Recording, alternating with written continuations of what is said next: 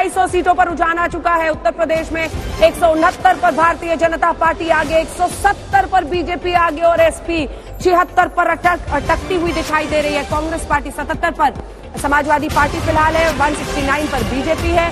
शुरुआती रुझान है, अभी 9:30 बज रहे हैं सुबह के। धीरे धीरे तस्वीर साफ होगी, लेकिन 2.5 सीटों के रुझान के बाद कंफर्टेबल स्थिति में रुझानों के मुताबिक 169 सीटों पर बीजेपी दिखाई दे रही है। वहीं उत्तराखंड में 33 सीटों के साथ एक परिस्थिति में उत्तराखंड में साफ दिख रहा है कि बीजेपी आगे है।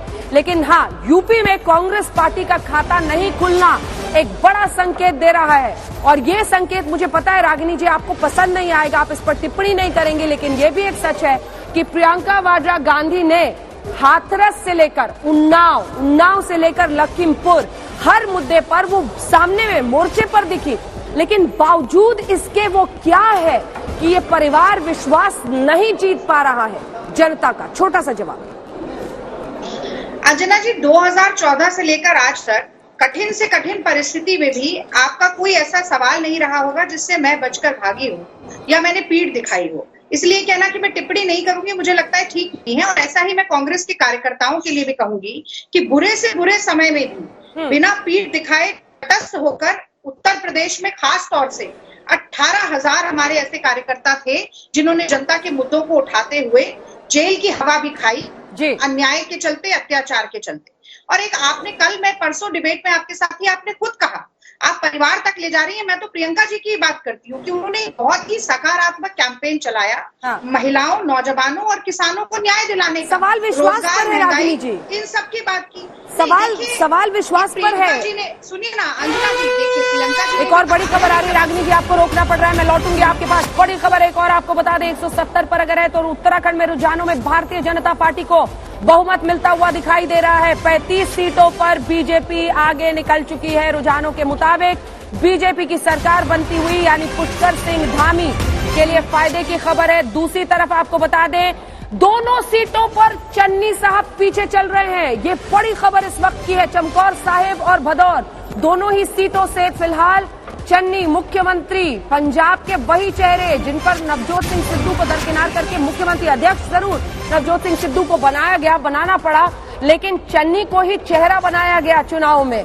और एक दलित चेहरे के तौर पर मुख्यमंत्री का पद संभालने के बाद कांग्रेस पार्टी की तरफ से चन्नी ने जिस तरह की मेहनत की थी उसकी प्रशंसा भी हुई थी। लेकिन इन फाइटिंग, अंदर की पार्टी की लड़ाई क्या भारी पड़ी। लेकिन दोनों, चमकौर सीट तो ट्रेडिशनली चमकौर साहिब उनका सीट रहा है, इस सीट पर पीछे चलना, चमकौर साहिब पर पीछे चलना, और इसी के साथ भदौर पे। और हमारे साथ चरणजीत सिंह अब आम आदमी पार्टी के जुड़ रहे हैं, वो आगे चल रहे हैं। आपको बता दें यहाँ पर इस सीट पर चरणजीत सिंह जी आगे चल रहे हैं।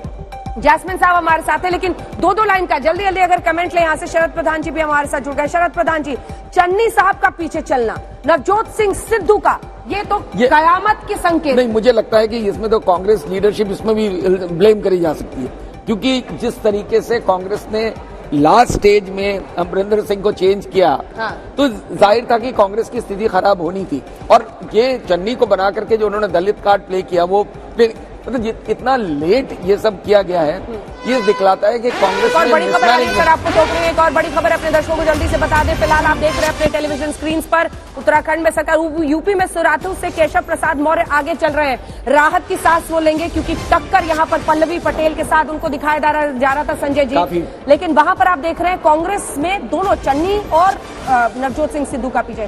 करहल से अखिलेश यादव आगे हैं, इसमें कोई अचंभा की बात नहीं है, मार्जिन पर नजर आएगी। संजय जी, अगर पंजाब के जो रुझान आ रहे हैं अंजना जी, उसको देखें तो 70 सीटों पर आम आदमी पार्टी आगे चल रही है और कांग्रेस सिर्फ 18 सीटों पर है। ऐसी स्थिति में बड़े दिग्गजों का चुनाव हारना या अभी उनको पीछे चलना, मुझे लगता है इसमें कोई अचंभित होने वाली बात नहीं है। अगर पार्टी इस तरह का परफॉर्मेंस कर रही है या इसकी संभावना है, तो बड़े बड़े दिग्गज तो चुनाव हारे। और बड़ी खबर आ रही है संजय जी, आपको टोक रही है अपने दर्शकों को, ये बड़ी खबर इस वक्त बता दें। गोरखपुर शहर से मुख्यमंत्री योगी आदित्यनाथ आगे चल रहे हैं, इसमें भी फिर कोई अचरज की बात नहीं है। जल्दी से त्रिवेदी जी, सिराथू से केशव प्रसाद मौर्य और वहां से वो आगे। सब दिग्गजों ने अपनी अपनी सीट चुन के पकड़ ली थी कि यहाँ से तो आराम से निकल लेंगे। एक महत्वपूर्ण बात मैं देख रहा था अभी, जो मेरे पास खबर आ रही है उसमें मथुरा, अयोध्या, वाराणसी, गोरखपुर, चारों सीटों पर भारतीय जनता पार्टी आगे चल रही है। और जैसे चित्रा बता रही थी, देवबंद भी आगे चल रही है। और जो अभी दिख रहा है रुझान, इसका मतलब हिंदुत्व का जो वोट है, वोट जो कम्युनल पोलराइजेशन जो था, वो मुझे साफ साफ इस पूरे चुनाव देवबंद में नतीजों की बीजेपी तरफ वहां दिखाई पे दे रही है। अरिथमेटिक ऐसी है कि बीजेपी निकाल लेती है, वो अरिथमेटिक नहीं, ऐसा वो है। polarization- पिछली बार भी वो जीती थी। polarization- इस बार लेकिन 3 हिंदू चेहरे वहां पर खड़े किए गए थे, मुस्लिम चेहरे केवल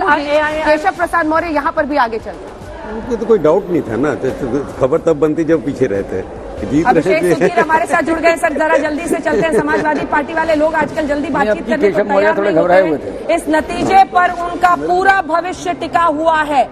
अभिषेक सुधीर 79 रुझानों के मुताबिक, आपसे पूरे इस चुनाव के दौरान बातचीत हुई है, 79 पर एसपी आगे है, लेकिन डबल से भी ज्यादा पर बीजेपी। अरे अंजना जी, आपका एग्जिट पोल तो गलत था, अब मान लेंगे ना, अब मान लेंगे। आपने 70 सीट दी थी हमको, हमने 9 बजे अभी को रुझान 70 है, सीट थोड़ा हमने- इंतजार करते हैं।